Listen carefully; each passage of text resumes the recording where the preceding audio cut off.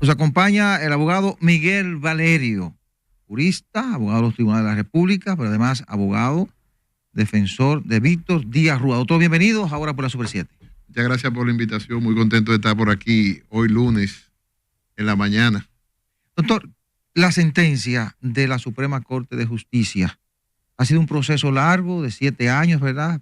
Primera instancia le condenan su defendido, en la Corte de Apelación también lo condenan, van a la Suprema Corte de Justicia y ahora la Suprema anula o absuelve, mejor dicho, a su defendido bajo el argumento de que no aportaron los elementos de prueba suficientes como para demostrar los hechos que se le imputaban a Víctor Díaz Rúa.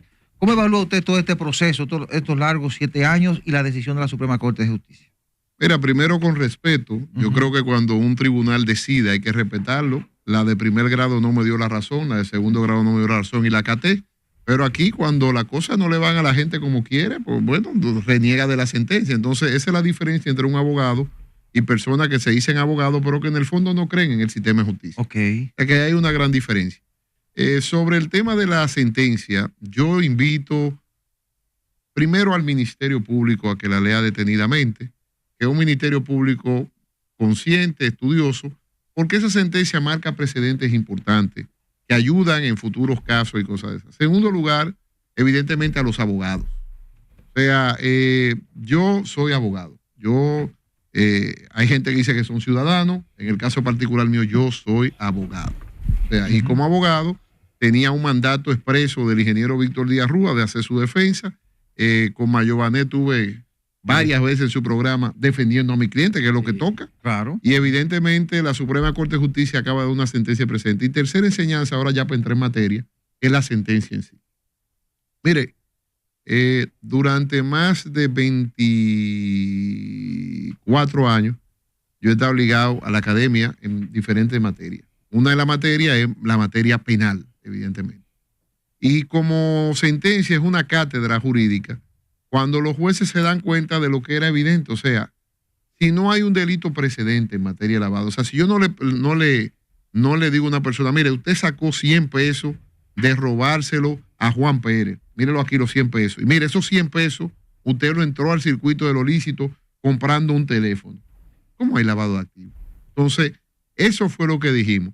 Dijimos más, el caso del ingeniero Víctor Díaz Rúa era sui generis, porque en el caso de los sobornos, ni siquiera vinculaban a Víctor Díaz Rúa en la acusación, que son de las reprimendas que hace la sentencia, con el señor Rondón. O sea, nunca hubo un vínculo Rondón-Díaz Rúa, sino Rondón tenía su supuesto sobornado, que después resultó que con Rondón termina como sobornante sin sobornado, y Víctor Díaz Rúa recibe un soborno vía el abogado Conrad Pitaluga, que lo descargan en primer grado, lo descargan en segundo grado, y parece, o así lo dice la Suprema, que al no ver cómo poner una sanción a alguien, dice, bueno, usted se enriqueció ilícitamente, y dice la Suprema, pero bueno, si él se enriqueció ilícitamente, búsqueme ese artículo en la ley. Y resulta, como dice la Suprema, y nosotros ya lo dijimos, primero ante el juez Ortega, porque lo dijimos en la Suprema. Segundo, al Pleno de la Suprema, pero el Pleno de la Suprema fue inteligente y rompió con, este caso ha dado mucha enseñanza, con la jurisprudencia maldita que sin yo ser funcionario, yo tenía que ser juzgado en única instancia en la Suprema, pero yo no soy funcionario ya, hay que respetarme todo el proceso, y aún a los funcionarios hay que respetarse. Vamos a primer grado, le decimos a la jueza, mire, ese delito de enriquecimiento ilícito no está correctamente tipificado en la ley penal. Por cierto, que es una ley de 1979 la que le aplicaba el ingeniero Víctor Díaz Rúa, no la del año 2014 sobre declaración jurada. Eran dos escenarios totalmente diferentes. La jueza de primer grado dicen eso está prescrito y como quieran condenan. Entonces, evidentemente, ante una situación de desasurlo, en la Corte de Apelación vamos y el juez Nolasco dice, un momento, yo no estoy viendo delito, en el caso del ingeniero Víctor Díaz Rúa, vamos a la Suprema Corte de Justicia, y en la Suprema Corte de Justicia, después de una deliberación muy ponderada, una sentencia con muchas páginas, con mucho fundamento, porque primero para atacar la sentencia, dice, bueno, entonces se equivoca en esto y se equivoca en lo otro. Ahora resulta que todos los que aplaudieron el primer grado, el segundo grado, critican de manera sin fundamento lo que pasa en último grado. Lo peor es que son abogados que dicen que son ciudadanos. Y bueno, pero o tú eres ciudadano o tú eres abogado. Pero en dado caso, la nobleza obliga de identificar sus intereses. Yo me he presentado como el abogado del ingeniero Víctor Díaz Rúa. Doctor, pero Víctor Díaz Rúa, acusado por el caso de Brecht, termina entonces condenado en primera instancia y en corte de apelación por lavado de activos, ¿verdad?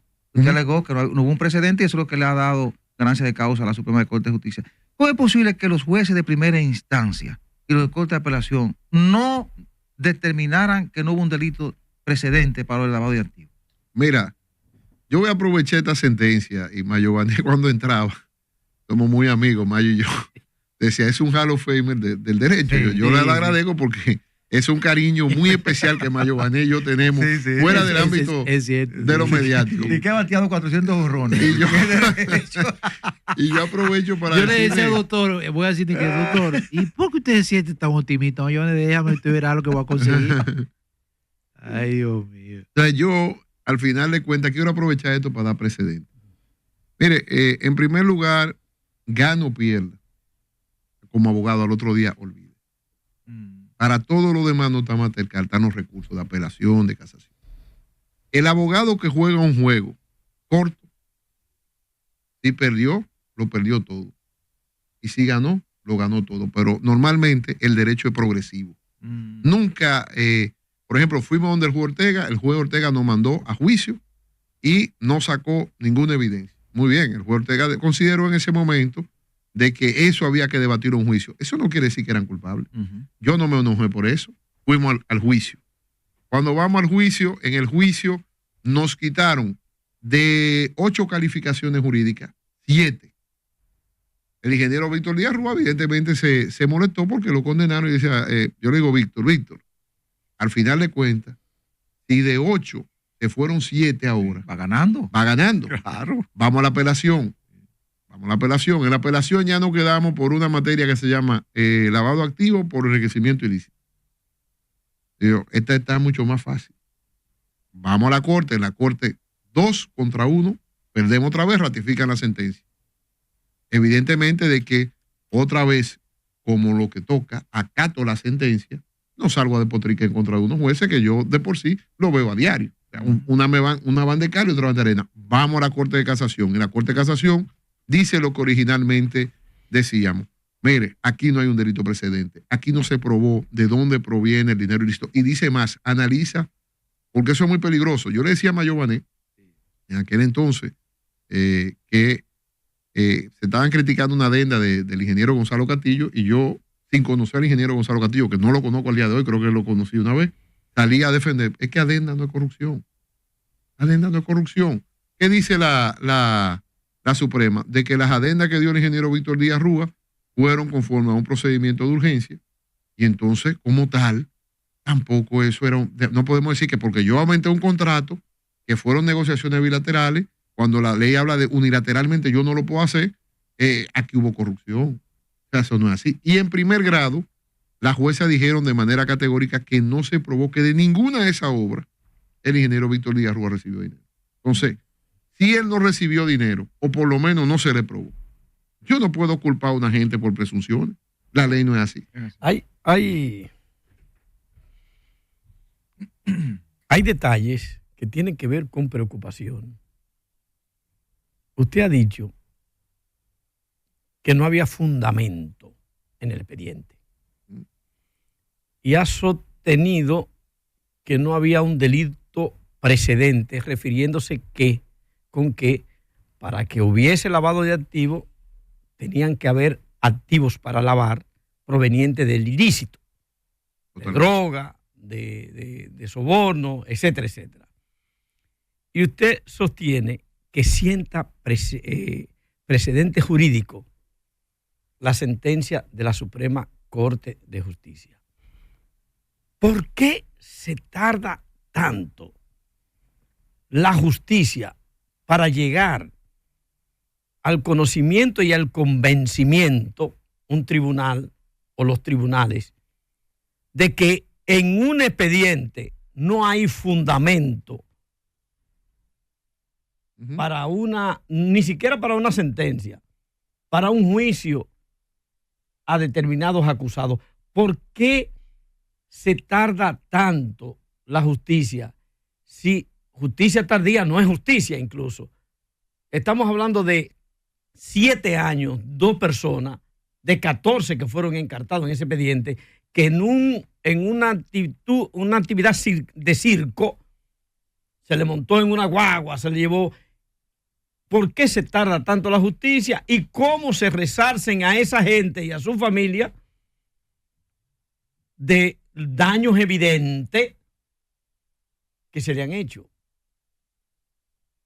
Mira, primero hay que decir que, y la Suprema lo dice en su sentencia, de que el COVID retrasó todo. O sea, realmente podríamos aducir eso. Sin embargo, lo que tú dices, ya lo hemos dicho varias veces, el sistema está colapsado. O sea, yo voy a diario a los tribunales. Y cuando no voy a diario, voy interdiario. Óyeme, el otro día, ¿tú sabes qué hora yo subí estrado? A las 10:30 de la noche.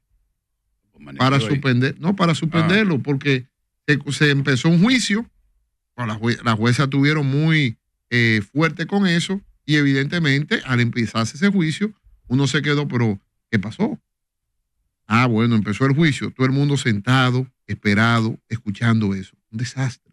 Entonces, el sistema está colapsado.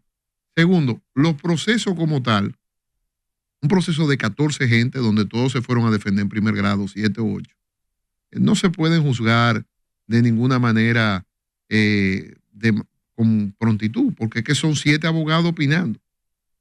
Y cada barra tenía 7, que por cierto aprovecho para felicitar a mis amigos de barra, el doctor Ramón Núñez, el doctor Pedro Balbuena y la licenciada Laura Rodríguez, que fue lo que afrontamos el reto de conjuntamente defender al ingeniero Víctor Díaz Rúa. O sea, evidentemente el proceso está colapsado. ¿Qué hay que hacer? Hay que sincerizar los procesos. Nosotros no podemos seguir en 3 o 4 años porque eso no es real. En la realidad un proceso dura 5, 6 o 7 años. ¿Son de la misma oficina todos ustedes? No, oficina distinta. Por eso aprovecho. La sentencia también habla de devolución de bienes. Correcto. ¿Verdad? Los bienes incautados, tanto a Rondón como a Díaz Rúa. ¿Ustedes tienen un inventario y cuál es el estado de esos bienes que el Estado le incautó? Sí. Cuando ella, cuando se hizo el primer secuestro de bienes, se levanta un acta. Esa acta nosotros se guarda y evidentemente se debate en el juicio. Con lo cual, en este caso son bienes inmuebles, bienes muebles y evidentemente dinero que está en banco. Y en los próximos días la Procuraduría acatará la sentencia y hará la devolución de los bienes del lugar, porque eso es lo que manda la sentencia. Pero sí, cada proceso, y es bueno que lo haga porque a veces hay preocupación en los ciudadanos, para aprovechar también el caso, y van y tú ves que piden amparo. En principio la Procuraduría en eso está muy organizado de qué le corresponde a cada cual. ¿Y el estado de esos bienes? ¿Ustedes tienen constancia? Esa ya es otra cosa. El estado de los bienes, en este caso eran inmuebles y lo tenía en posesión el ingeniero Víctor Díaz Rúa, con lo cual no se lo quitaron, pero hay casos donde puede haber deterioro y entonces eso es un problema. Y si, pero en este caso no lo hay. ¿Cómo se resuelve? Perdóname, Mayor Vale. ¿Cómo se resuelve? Uno, si hay deterioro de los bienes, ¿qué hay que hacer con eso? ¿Y quién le resarce a ellos la otra parte que no es la material? No, bueno, son 2 preguntas diferentes. La Procuraduría normalmente cuando tú le muestras de que un bien fue destruido, yo he visto que lo paga. Administrativamente se llevan las cotizaciones, se hacen los procesos y lo pagan. No, nunca ha habido como un problema más allá de lo normal. O sea, o devuelve o paga, o sea, es lo normal. Si no, entonces evidentemente hay que ir a un tribunal a reclamarle en una demanda en daño y perjuicio ante el TCA a la Procuraduría para que pague esos bienes. En cuanto al descaro y la absolución, el Código Procesal Penal establece que el ciudadano que se ve absuelto de un proceso penal puede demandar también al Estado y al fiscal actuante. En la práctica poca gente lo hace porque cuando una gente sale de un proceso lo que no quiere volverlo a ver más. O sea, eso también te lo enseña la práctica, no te lo enseña ninguna universidad. Doctor, la ley está ahí, los libros están ahí, pero ¿cuál es el ánimo de un cliente como el de Víctor Díaz Rúa en este caso? 7 años en eso, llamándolo usted preocupado, y cuando lo derrotan en una sentencia de un tribunal 1 y 2, que usted le dice, vamos a continuar. ¿Cuál es el ánimo de un cliente así? Mira, primero, y eso pasa, en materia penal, yo ya tengo la suerte de que termino los procesos. Muchas veces hasta los abogados lo cambian. O sea, eso pasa porque si a ti te condenan, tú buscas nuevo abogado. Incluso si tú en primer grado no te llevas bien con tu cliente, tú puedes dejar de ser abogado. En apelación, porque uno pacta generalmente por instancia. No es mi caso, porque yo a veces hago contratos multianuales y otro tipo de cosas. En el caso del ingeniero Víctor Díaz Rúa, quiero decir que es una gente muy organizada, primero, muy estructurado, es ingeniero, muy estructurado en las evidencias. Uno le pedía la evidencia y rápidamente estaba. Entonces, hubo un momento donde el ingeniero Víctor Díaz Rúa dijo, ya que hagan lo que quieran, porque llega un momento que ya está explotado, está cansado y dice que hagan lo que quieran. Pero el viernes, cuando salió la sentencia, tuve la oportunidad de irlo a visitar, le di un fuerte abrazo. Víctor es un hombre muy fuerte, muy valiente. Y él me dijo, lo único que yo aprendo de lo que me pasó es que el sistema tiene que cambiar muchas cosas. Más de ahí no dijo. Entonces, al final de cuentas, yo creo que, mira, Mayo, tú y yo tenemos años conociéndonos. La experiencia no se compra en boutique. Y eso te va dando el tú calmar a una gente, hablar con eso él. No es tan fácil. Decirle, vamos a esperar un tiempo, vamos por aquí, vamos. Esta es la estrategia que yo creo que procede. No, y las limitantes que le provoca eso, con sus bienes, de familiar, la imagen. No, porque, mira, olvídate que no tenga bien. De que tú estás sometido a un proceso penal, la vida te cambió. Doctor, esto puede sonar duro porque usted fue el abogado de Víctor Díaz Rúa, una de las partes que estuvo imputada y que ha logrado una sentencia de absolución. Pero el Ministerio Público nos vendió la idea de que había un gran caso, de que había un caso de soborno que involucró a funcionarios de varios gobiernos y a legisladores. Todos conocemos la historia en que ha terminado, pues la sentencia se evacuó que adquiere la calidad de cosa irrevocablemente juzgada el pasado viernes, se dio a conocer. Pero una cosa es absolverlo a usted por insuficiencia de prueba y una cosa es que usted sea inocente. ¿Qué mensaje queda aquí para el Ministerio Público en función de la sentencia que tenemos a mano? Primero, la absolución es absolución. Hay que decir las cosas como son. Un tema es la insuficiencia de prueba, otra cosa es que tú seas inocente. No, tú eres inocente cuando un juez declara tú eres inocente. Y eso yo creo que la sociedad tiene que aprenderlo. Así como también cuando tú... Se lo pregunto porque usted es un formador de abogados y como hay mucha gente que está escuchando. Y además, cuando tú sometes a una persona, aquí hay que empezar a decir el presunto. El presunto. Porque no podemos decir categóricamente este señor es condenado. O sea, aquí es el presunto. Pues, eso es lo primero. Lo segundo es de que en ese orden de ideas, cuando te absuelven, te absuelven. Ahora, la sentencia trae muchas enseñanzas a todos los actores del sistema. Lo primero es, haga su expediente con mucha prueba. Hágalo con mucha prueba. Y que no sean tantas como las que tenemos, porque, por ejemplo, yo estaba en todos estos casos y durar ahí todo ese tiempo es absurdo, 4.000, 5.000 páginas, eso es demasiada página. Pero sí, el tema del nuevo proceso penal del año 2002 en adelante, que ya no está nuevo, ya tenemos 22 años en esto, es que es prueba, ya no hay convicción. Ya el juez no puede decir, bueno, yo entiendo que él es culpable. No. Hay que probarle que él es culpable. ¿Y qué hacer? Retomando lo que decía mi compañero. ¿Qué hacer frente al hecho de que el Ministerio Público no solo decía que había un caso bien fuerte, como dice José María, sino que además decía, son unos ladrones.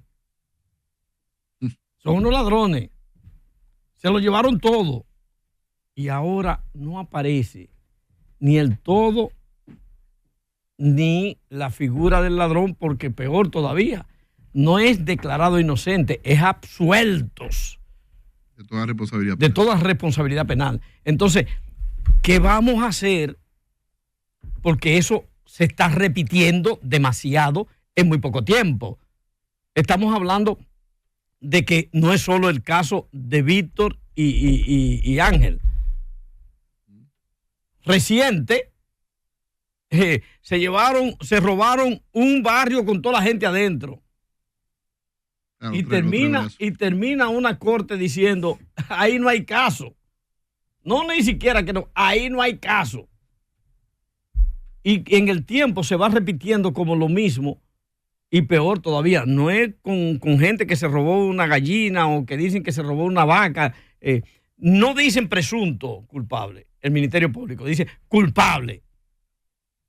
Lo afirma y lo dice categóricamente, y mete expedientes de 5.000 páginas, de 12.000 páginas, de 20.000 páginas, con 2.000, con 1.000 pruebas, con 700, 300 pruebas, y al final termina un tribunal diciendo, como lo dice esa sentencia, que ni siquiera pizca de prueba hay. ¿Qué vamos a hacer con esto? Mira, primero entender que el Ministerio Público es una parte del proceso. Y eso la ciudadanía tiene que entenderlo. O sea, tú acusas, pero tú eres una parte. Tú estás diciendo, esa es mi teoría del caso. Oye, ¿cómo se dice? Teoría del caso. Eso es lo que tú teorizas que hay ahí. Eso es lo primero, y la gente tiene que entender eso, porque el Ministerio Público en toda la parte del mundo hace lo mismo, se para y es fuerte, y aquí se robaron, hicieron. Bueno. Segundo, entendiendo eso, evidentemente, por suerte hay justicia. Yo lo que me ha sorprendido de esta sentencia que, por ejemplo, la doctora Milagro Ortiz Bosch, que es una gente que me merece respeto. Y su amigo Pancho Álvarez. La respete. Bueno, sí, amigo mío, entre comillas, porque con amigos así nadie necesita de mí. Realmente lo que Pancho diga o no diga a mí se me hace indiferente. No me diga porque una es un cosa fanático. Así. ¿Un fanático? Claro, un fanático, porque si tú eres abogado con tanta experiencia y sin leer la sentencia opinas, aquí hay un problema de fondo, entonces eso es así.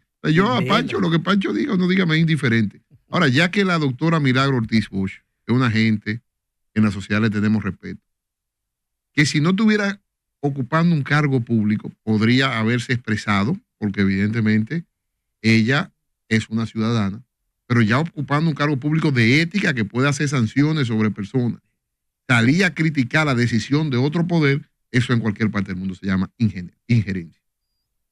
Y eso no es democrático. Pero quienes formularon prácticamente, no le han dado seguimiento a ese expediente, son gente que están bajo cargo de la procuradora. Sí, pero digo, no, la doctora Milagro Ortiz Bosch no es la procuradora. No, digo, en el caso de Miriam Germán. No, porque Miriam oiga, esa es otra buena pregunta. Y déjame aprovechar, porque ahora han querido tergiversar, que Miriam dice que Miriam se inhibió en el expediente.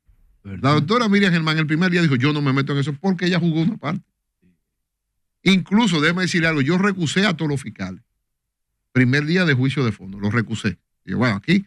Y uno de los incidentes que yo siempre mantuve fue que nadie podía decir esa decisión, porque Miriam estaba inhibida. Entonces, decidió el doctor Piñeira, porque ella estaba inhibida. O sea, aún recusando a sus fiscales, que los recusé originalmente porque vi cierta parcialidad, ella no se metió en eso. Entonces, han querido decir que es Miriam. Miriam no decidió un ápice en ese expediente. No lo decidió. Doctor, esa es la realidad. Permítame, no se metió. Permítame dar la bienvenida a Miriam Fernández, que se integra al panel. Hola. Muchas gracias, mi querido José María. Hola, Miguel. Hola, buen día, ¿qué tal? Pues tenerte aquí, escucharte. Lo que sí es que yo como ciudadana entiendo, viendo un poquito lo que la gente pues opina, es que uno se queda siempre con un mal sabor en términos de justicia, porque a mí no me gusta hablar de moral, pero si lo vemos desde una perspectiva moral, la gente siempre va a cuestionar de dónde surgen estas riquezas. ¿Me entiendes lo que te quiero decir? Entonces se queda esta cosa como agridulce, como que no se sabe, porque internacionalmente Odebrecht admitió lo que hizo, no aquí, en muchos países. Entonces aquí se sobornó, pero no se sabe a quién se sobornó al final del día. Bueno, mira, vamos a ver. Primero quiero decir lo siguiente.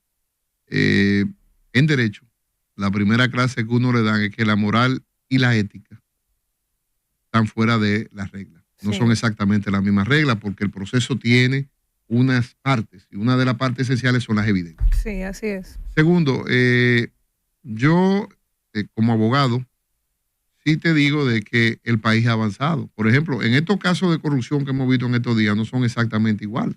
Hay casos con más evidencia, hay gente que se ha declarado culpable, hay gente que ha hecho devolución de bienes.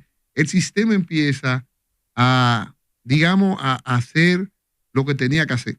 Se han criticado los acuerdos. Yo, por ejemplo, estoy a favor de los acuerdos. Lo he dicho 1000 veces. Digo, el problema se resuelve en acuerdo porque el sistema está colapsado. Punto. Más de ahí yo no puedo decir. Claro. Y no puedo ser incoherente con lo que planteo. Entonces, y me parece algo muy pragmático de tu parte, Miguel. Pero hay condenado. Entonces, ¿qué ha pasado?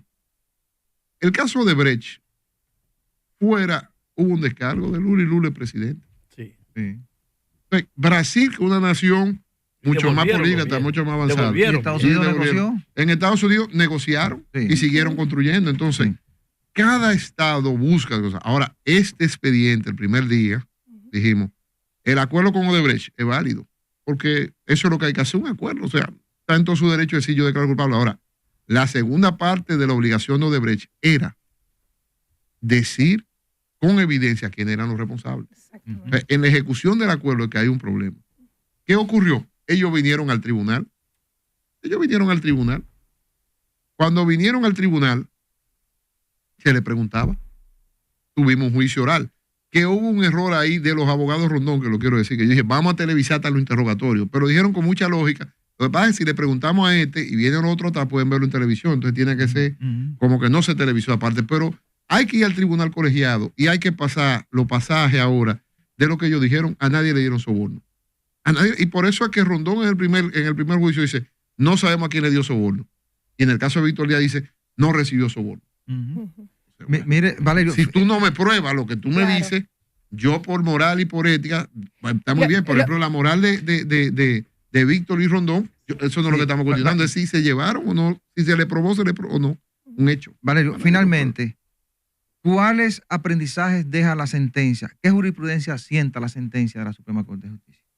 Mira, eso es después de 7 años bregando con esto. Y tal vez ahora vamos al constitucional, porque la cosa tal Nadie vez no sabe. se detiene.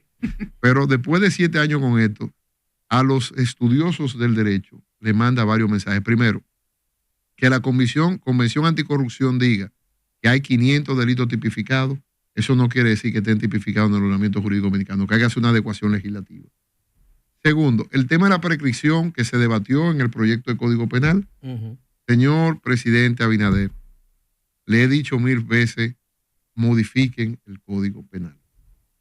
No hay política criminal, nada de reforma policial, eso vale hasta que no modifiquemos el Código Penal. Señor Pacheco, señor Ricardo, a ustedes le corresponde como congresista adecuar la legislación penal. Es una enseñanza porque la sentencia dice, eso en el Código Penal no es como ustedes me dicen. Ujú.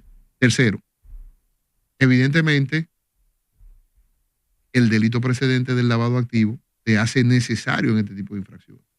No es que yo quiero suponer que yo tengo 100 pesos de más en mi patrimonio, porque en el caso del ingeniero Víctor Díaz Rúa, nosotros decíamos, el patrimonio está ahí. No alteró nada de la declaración. Incluso nosotros planteamos que el ingeniero Víctor Díaz Rúa, las corporaciones que eran los vehículos corporativos, no fueron a parar en el proceso. Y la Suprema dijo que la Corte tenía razón y no nos la dio a nosotros diciendo, es que aquí lo que se está diciendo es que eso es simulado. Y la Corte dijo, el problema es que no se le probó, Qué no hay ni feo. siquiera que evaluar esas corporaciones porque no se le probó el ingreso de dinero ilícito. Ujú. Punto. Bien, gracias Miguel Valerio, abogado de los tribunales de la República. Nos vamos a la pausa. Regresamos.